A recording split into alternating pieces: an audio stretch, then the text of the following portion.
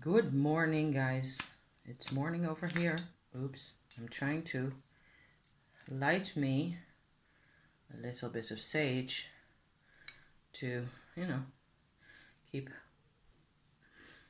keep the energies flowing in the house because that's the most important thing, I think. Hi, it's Celine, and it's Tuesday yet again. Yet another Tuesday. We live to see another Tuesday. And where to start? Turns out this menopause thing wasn't quite as simple as I was reporting it. What is it? Slightly more than 2 weeks ago, or less than 2 weeks ago, I think. I did a rather extensive Menopause meets Tummo energy vlog. And so I kind of guessed that there were going to be sequels and developments to that. Turns out I don't get away with it that easily. However, I'm very much still alive, and I have done a bit more figuring that I guess I really needed to do. So what's been happening on the menopause front is that, first of all, I didn't get a period for a while. This is all about periods. So if you're grossed out by that and you really don't need this intel, you need to move yourself somewhere else. However, there may be points of interest to lots of people, I think. Because menopause it's incredible. Women's problems, women's physical processes, are still so much of a mystery and so much of an enigma and shrouded in a mystery, and yes, all that. And it's just, you do not get the information that you can use from the internet, I think, unless you're lucky, maybe, or something. I don't know. I found this pretty hard. Let me tell you first of all what happened, okay? So we can get that out of the way. I didn't get any bleeding for, I don't know, a week and a bit or so. I thought I was well out of it. I actually thought I was, going to escape, because that's what happened to my friend, or at least that's what she told me. That when this time came around for her, she basically just quit bleeding, and that was it, sort of. My friend has a history of burnout energies and work and personal life related lack of energy situations, exhaustion, fatigue, and all that. She works always, all the time. Her attention is focused on people and work a lot of the time. And I don't think, unless it sort of, her underbelly doesn't seem to, create a crisis for her. Or at least it hasn't, that I was aware of. I have known her for a very long time. We've known each other for 25 years, more, I think, by now. So she's the only source of intel I have, which makes this really awkward and unpleasant. And like, I want to phone my mom, but my mom's not around anymore. And her mom's really too old and got dementia. I suppose I do have a couple of cousins that I can eventually talk to, but nobody's got the kind of intel that I simply have to go out and look for myself, which is energy intel. So, short story, okay, I started bleeding again. When was that? I think Thursday night or something last, so 5 days ago, right? I had a phase where it was a bit of a bleed, and it was like, okay, so this is all fine, It's like, am I going to have like 10% little bleeds every week now, or what's going to happen? I don't know. No. The answer to that question is no. I am going to have 170% bleeds every 6 weeks, I think. judging from what's happened over the past 3 days. So it was like a total roller coaster going like this, you know. And oh my God. So Sunday I had cramps, you guys. I had cramps like I haven't had them since I was like 12 or so. And I was like, this is not really happening to me. You're kidding? Why does this have to be so difficult? Part of the problem was a slight case of constipation, which is, I think, for me, a lot of that is stress related. Feeling alone is a bad one for the, digestive system. There's a trigger there somehow that has to do with feeling alone, having to cope with these matters and other matters on my own, by myself, makes me really miserable. And it's a miserableness that sits like right down there in my gut, okay? So that didn't help. And so there was a kind of a bit of a blockage situation that got resolved. By the way, I applied Mugwort in 3 ways at that time. And I even smoked like this amount of weed to go with that, because I was just so fed up with my situation. And it wasn't like I was in that much pain. It was painful in bits, like cramps are, but it was more like Mugwort is good for this stuff. Mugwort is your friend for this, for cramps and for general, I suppose, resistance to the female travail, If we have resistance, I'm leaning like this, I hope you don't mind. That's looking at my big elbow. Hi, the elbow says hi, okay? I swear to God. Anyway, okay, forward. I had massive bleeding, I had clots, I had a lot of it, and it was better after that was out, a lot better. The mugwort, okay, so mugwort tea, 1 mug, fairly strong-ish, I don't know, the way you would make herbal tea, just a pinch like that, or a pinch and a half, plump in a mug, boiling water, let that sit for a bit. It wasn't extremely strong, it wasn't like super, it just tastes like regular mugwort tea with just like ever so slightly aniseed, like ever so slightly. It's pleasant. I like drinking it.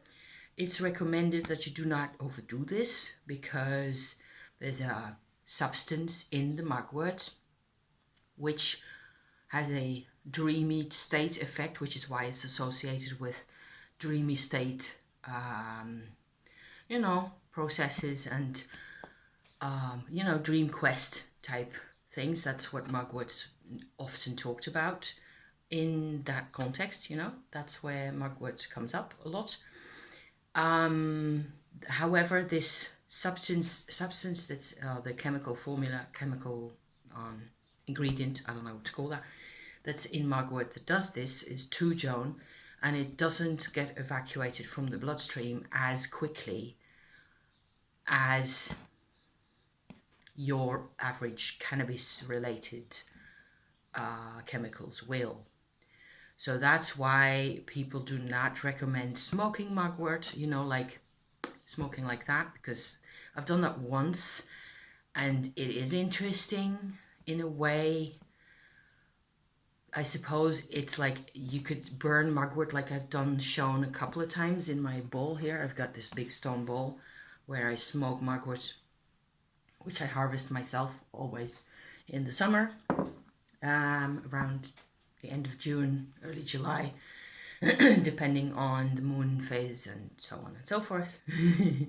I've been quite passionate about getting my mugwort, and by now I'm even more passionate and completely convinced, because there's just like this pharmaceutical property of mugwort, which is to relax all the muscles.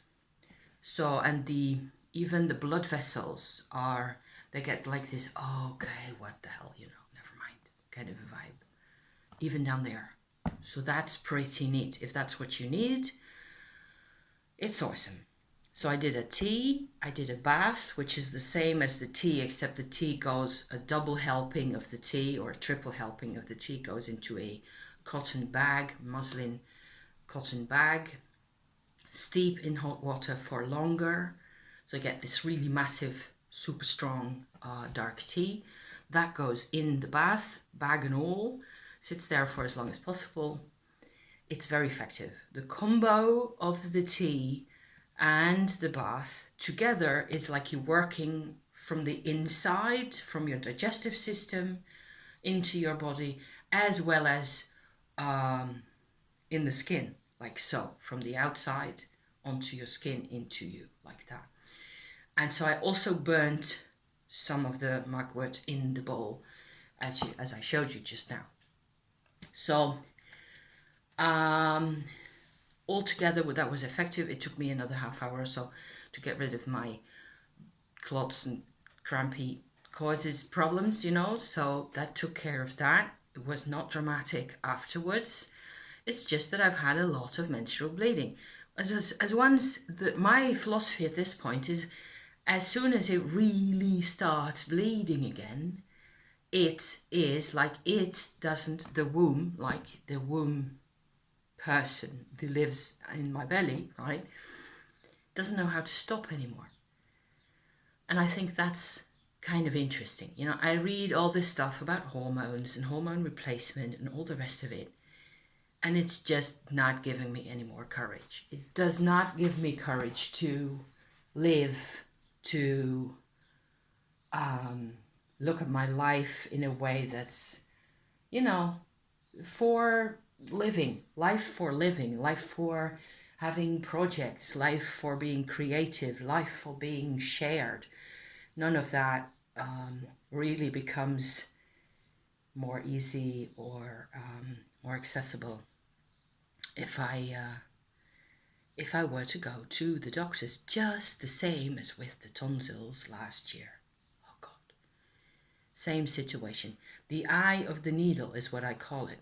Because, okay, so I'm going to try and think how to present this now, because it's also still before 12 and I'm not completely as clear-headed as I hope I like to be, Don't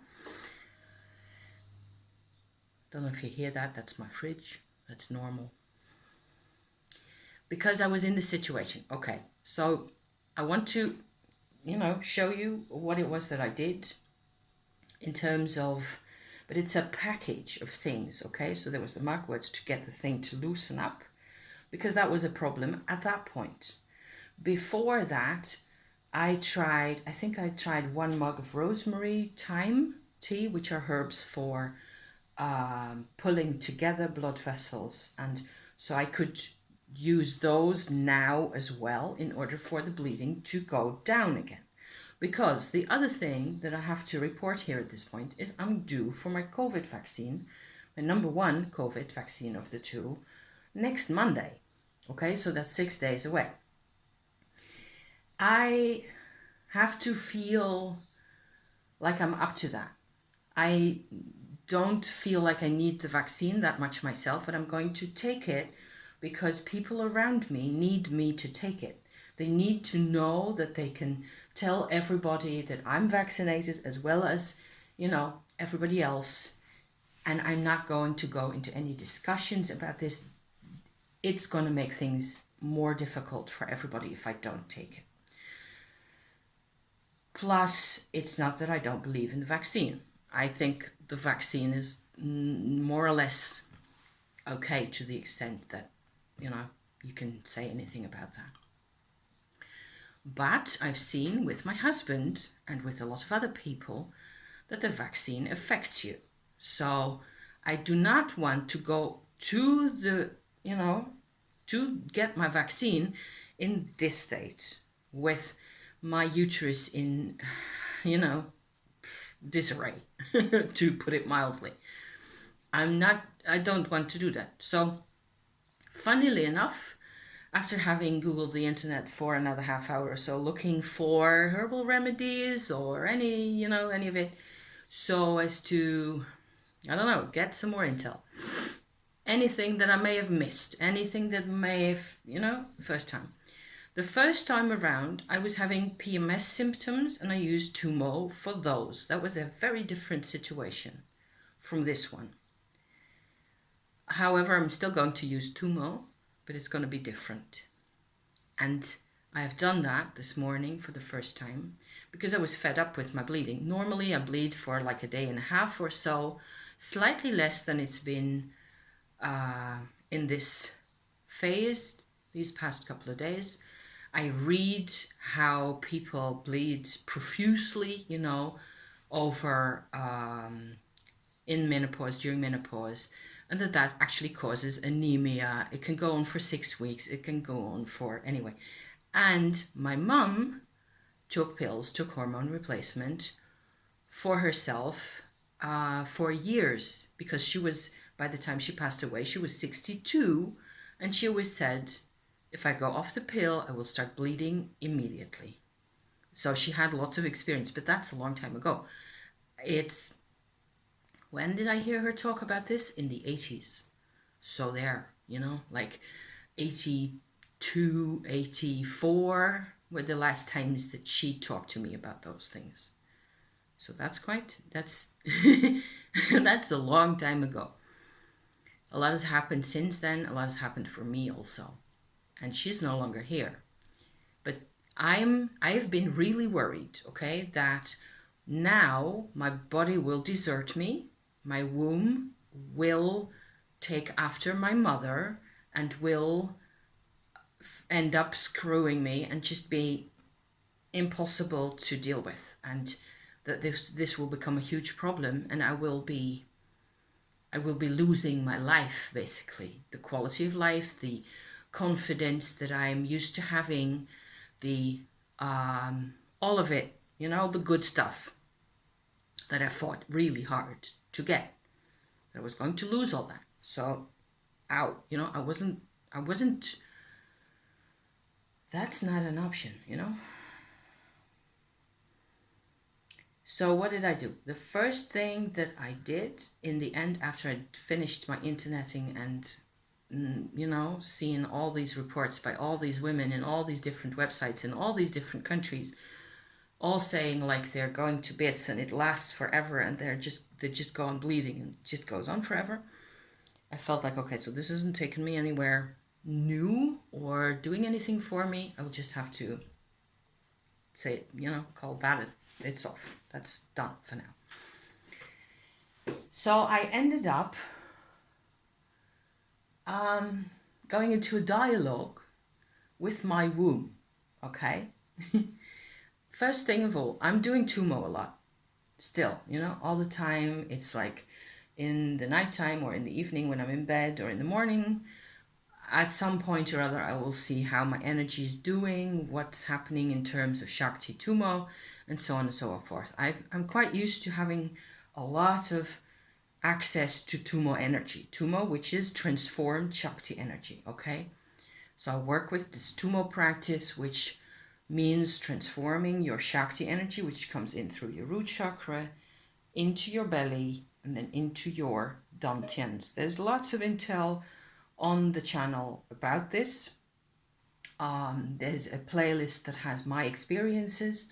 There's a playlist that's just started that has lessons that I will be continuing to develop as we go through time, It's coming. All of that stuff is coming. There's more details coming and more, how to exactly get this done. So if you want that, you can feel free to go and shop around for that stuff. It's not that easy to get real, extensive, in-depth Tummo information on the internet. There's bits and pieces. And there's lots of people offering courses. So, of course, they make money. I'm sorry, I'm not here for the money. I just want to share my experiences and my travails with you guys. And here you go. If that's useful for you, this is the mode that I am comfortable with working, okay? So, the first thing I noticed, I've done a lot of body work, inner body observation, energy observation, what's going on, where, how does it feel, and so on and so forth. Energy work. That's my background, really. Looking at my womb, going into this dialogue with my womb, okay? It's not a mental thing. It really happens from around here to there. There's like an exchange of who are we really. First thing I notice is that the womb, and I think this applies to all women and to all wombs out there, the womb is really a separate little universe. It is like the ultimate shrine, if you like. Maybe that's what all these Mary shrines that I have around the house and all over the place, really represent in terms of energy, that they're a picture. The shrine itself is a picture of the womb. So not just the statue of a goddess, but the statue in the shrine is the complete picture here. Let me show you my favorite example. My little Lourdes keychain that I found. There's a story attached to this as well.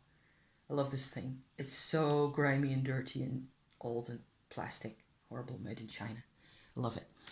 So the combo of the shrine and the statue of the goddess, okay? Where Bernadette actually in there, is basically my dialogue.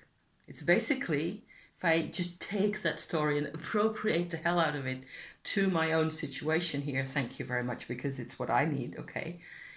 That would be the perfect situation of me coming to talk to my womb. It's a separate universe. It's a completely, and it's quite sensible to think of it that way, because we carry little safe houses around within us where new life has to sit and be allowed to develop for months on end, before it actually has got all the hands and legs and eyes, eyeballs and all the systems that are needed to have a complete body.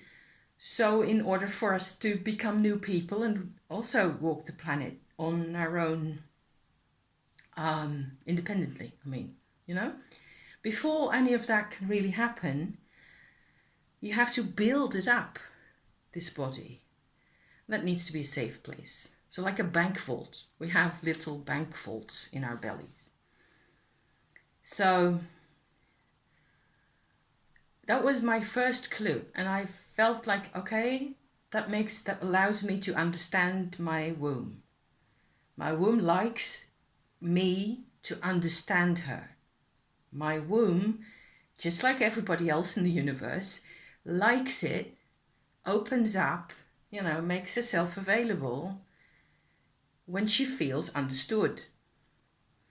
So that was really helpful. I just had the idea and I just felt like, okay, so that makes a lot of sense. I'm going to look at you like you're this really, you're protecting something really precious, whether I'm pregnant or not, whether I have never been pregnant in my life to the extent that I've ovulated a gazillion times, maybe just like you, I don't know. And you just have to sit there and make sure that that part of you, no matter what happens to the rest of us, whether we're in whatever type of crazy situation that humans get thrown in, the vault has to be safe, always. That's some security that's been, put over that. It was put there long before we had the words for bank vaults or securities or passports, ports or intelligence, none of that. So, but this was working to the extent that I said to my womb, look, by next Monday, we're going to have this COVID vaccine. You really should get this organized by Thursday or so, because we can't go on bleeding like this forever. This isn't going to work. And I got the message back from my womb, like, okay, I'll try. I can see what you want. I can see the point of that. We can see that would be, making things more difficult. And right away from there, I was still in bed. I was still doing Tummo energy was, available to me. So this is where the Tummo detail comes in. Let me see what spot I'm at. 25, okay? If this is me, my bottom, okay? I'm sitting on my bottom and or lying on my back like so, okay? Doesn't matter. My root chakra is right here, okay? I guide my Shakti energy to come in, felt heat, actual proper Shakti heat, okay? Comes up, goes along my spine upward here to this point, which is where more or less my hip joints are at. And that is where my first dantian is sitting. This is a very obvious channel that I've been working on for 16, 17 months by now. So it's open and it's available. I know all about it. There's other possibilities that I need in different times. The last time I talked about menopause in my other menopause video, I said that I was using a middle channel approach, which is going like this. So more or less into your vajay, okay? Like that, to the dantian, which sits still at this level. Applied geometry, like that. Except instead of this going straight up like that, because what happens in the middle channel is that it's a highway, it's a Tummo highway, it goes up like that, and it just creates a completely different type of energy exchange inside your body. What I wanted was to have branches, so going into the body like so for a little distance, and then branching off to the sides as many times as possible. At first there were 8 big branches going off to the sides like that. And there are 2 branches that are official. Those are called nadis, and the left and the right one. All that was drawn and written down by male operators of Tummo energy in the 12th century. So most people work with intel that is old, okay, from old manuscripts. And I found it really useful to work with all these separate channels. The more, the better, basically. Because what that does, it feeds this dantian, the dantian level right here, which becomes much more alive. The dantian serves to transform the raw Shakti energy out of the earth into a lower wavelength, more stable, slower, easier to implement and apply, easier to absorb level of the same energy. Okay? So all that happens right there. Then I was doing that this morning as well. Instead of having a hot belly like that and going to level 2, which sits right here, where the same thing happens, instead of doing all that, I'm not doing that. I've done that enough times, The womb needs this. The womb needs the energy, okay? So I have this agreement with my womb, okay? We're going to try to get this thing under control again. That's all there is to it with this whole massive bleeding issue. I'm going to ask the dantian. It's my way of putting it, but the thing is that you want to have as little resistance and as little opposition in there as possible. So I was going to let the Tummo energy, once it's done its job, the dantian has done its job, transforming the energy again, that works downward as well. So my womb sits right here, okay? My dantian sits over the top of that. And about, there's a distance between, 2, 3, 4 centimeters. It just depends on what I'm doing also. So I have to focus my attention back to the womb with this Tummo and sort of fold it around the womb like that. And instantly, as I stand here, I promise you, on anything you would like to ask me, I saw and felt there was this drinking in of this energy.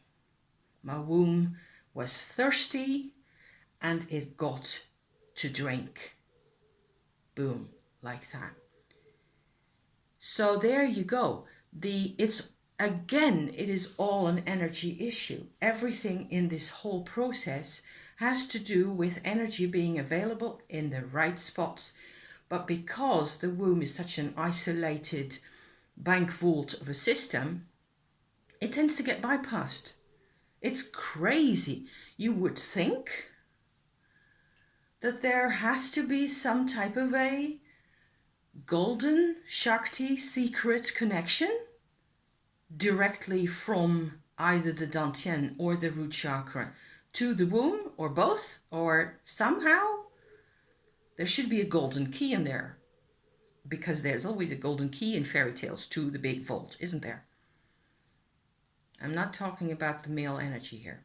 Trying not to go to the male energy, because I don't have access to the male energy at this point.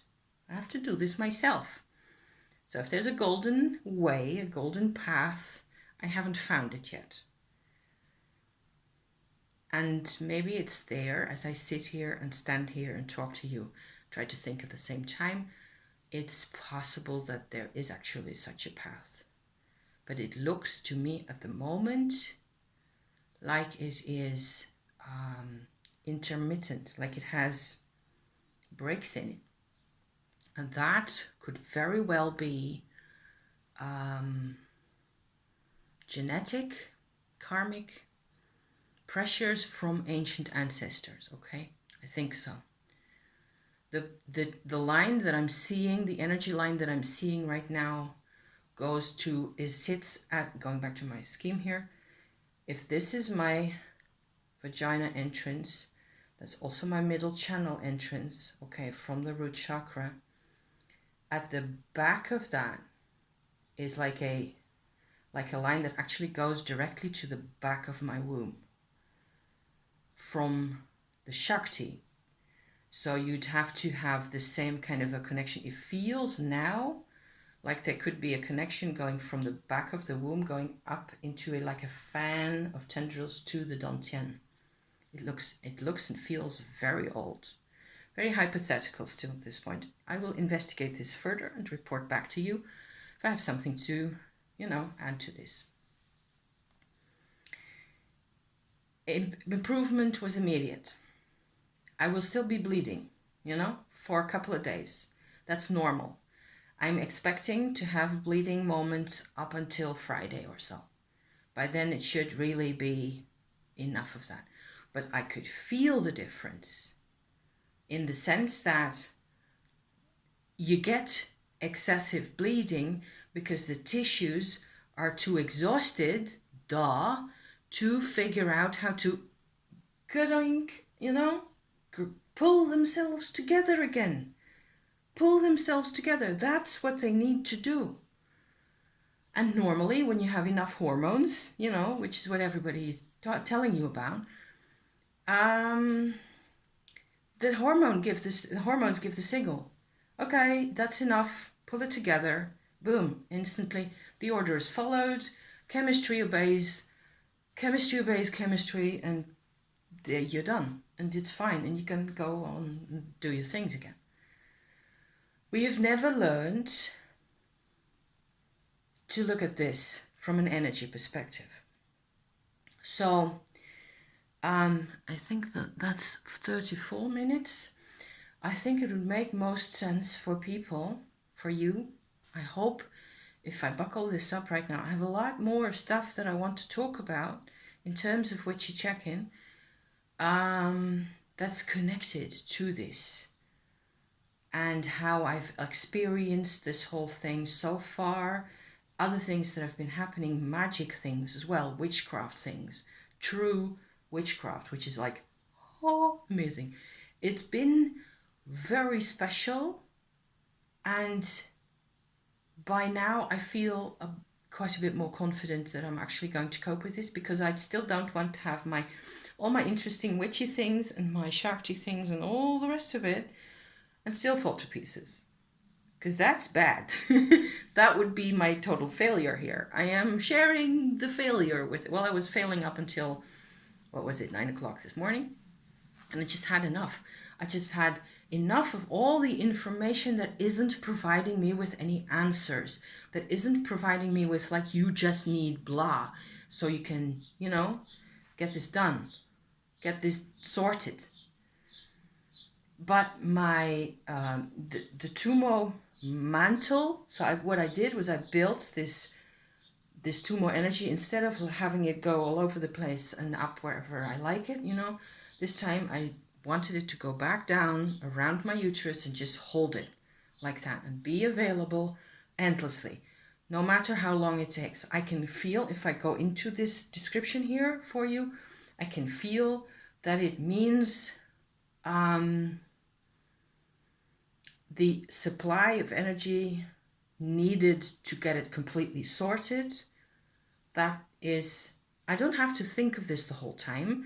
Once it's there, it actually is very good. The womb itself is cooperating. It's very good at holding on to this energy that is helping it do its job. Its job is to do this. So that's working.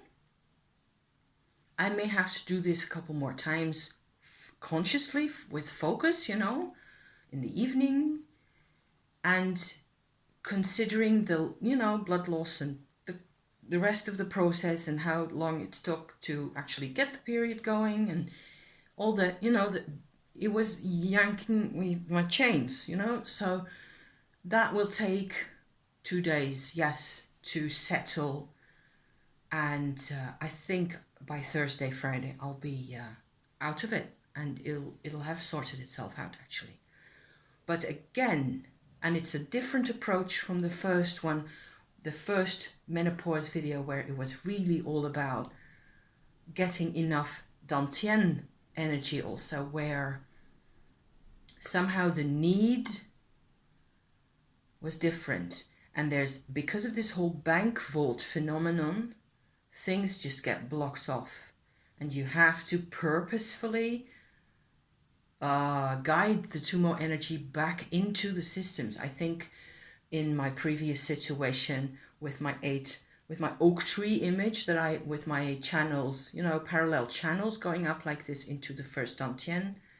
I will link the video in the description, because by now people who won't have seen that are going like, what's she talking about? Okay, so it's all there. That had to do much more with the ovaries. My ovaries are not really the issue here, except that I could feel that there was a lot of, you know, information overload back and forth in there.